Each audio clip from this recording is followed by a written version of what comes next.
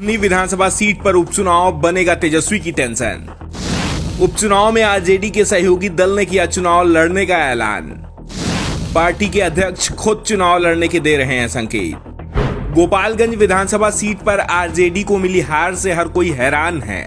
गठबंधन ने इस सीट पर पूरी ताकत लगाई, फिर भी सीट नहीं जीत पाई। एक और महागठबंधन के साथ 8-8 पार्टियां थीं, तो दूसरी ओर बीजेपी अकेले ही मुकाबला कर रही थी और जो परिणाम सामने आए उसने महागठबंधन की जड़ों को हिला दिया। मोकामा से आरजेडी को जीत भले ही मिली, लेकिन जीत का अंतर कम हो गया, जबकि जीत का क्रेडिट महागठबंधन से ज्यादा अनंत सिंह को मिल रहा है, क्योंकि वो इस सीट से निर्दलीय अभी चुनाव जीतते रहे हैं। ऐसे में महागठबंधन और बीजेपी के आधार की परीक्षा अब कुढ़नी सीट पर होनी है। यहाँ किसी के पक्ष में कोई सहानुभूति लहर नहीं चलेगी। किसी बाहुबली का क्षेत्र में ऐसा दबदबा भी नहीं है जो परिणाम को प्रभावित कर दे। मुकाबला कड़ा होगा, जो जीतेगा उसे 2024 के लोकसभा चुनाव में लाभ मिलेगा। हारने वाले की हवा खराब हो जाएगी। चुनाव से पहले बीजेपी और महागठबंधन ने अपने पक्ष में हवा बनाने की कोशिश तेज कर दी है, लेकिन चुनाव से पहले महागठबंधन के सहयोगी उसे झटके देते दिख रहे हैं। महागठबंधन से आरजेडी का ही उम्मीदवार मैदान में होगा, ये साफ है। वैसे भी बिहार में जितने भी उपचुनाव हो रहे हैं उसमें महागठबंधन का उम्मीदवार ही दिखाई दे रहा है। आरजेडी किसी दूसरे दल को चुनाव लड़ने का मौका ही नहीं दे रही है। 2 साल में ये 6वां उपचुनाव होगा जिसमें महागठबंधन की ओर से आरजेडी का ही उम्मीदवार होगा।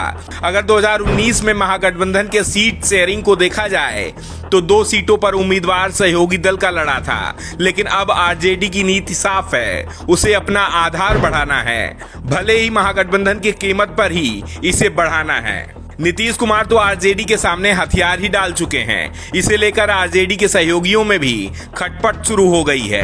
कुढ़नी में आरजेडी की दावेदारी से मुकेश सहनी परेशान दिख रहे हैं। अभी तक वो बीजेपी को पानी पीकर कोस रहे थे। बीजेपी ने उनकी पार्टी को तोड़ा था। वीआईपी के 3 विधायक थे और तीनों को बीजेपी ने अपने पाले में कर लिया था। उसके बाद से ही सहनी बीजेपी के खिलाफ ताल ठोक रहे थे। उम्मीद तेजस्वी से कर रहे थे, लेकिन तेजस्वी यादव ने उन्हें भाव नहीं दिया है।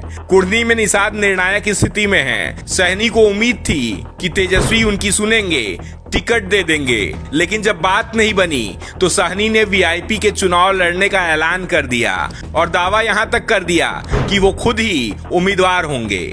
16 नवंबर को कुढ़नी से नामांकन करेंगे। सहनी एक बार फिर बीजेपी की ओर देख रहे हैं। अगर बीजेपी से बात बनती है तो एनडीए में भी शामिल हो सकते हैं। लेकिन पिछले दिनों सहनी ने बीजेपी को लेकर जो कहा था वो रास्ते में परेशानी खड़ी कर रहा है। सहनी को उम्मीद है जिस तरह से चिराग पासवान की एनडीए में वापसी दिख रही है, वैसे ही उनकी भी हो सकती है।